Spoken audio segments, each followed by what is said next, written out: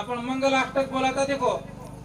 समुद्र मंथने माहिती 14 रत्न लिखले नाना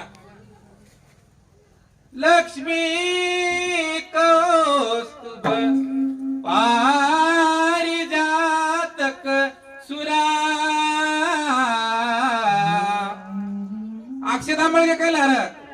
धन्वंतरी चंद्रमा गावा काम दुधा सुरेश्वर गजो रंभादी देवांगणा असे 14 प्रकारे रत्न निकले महाराज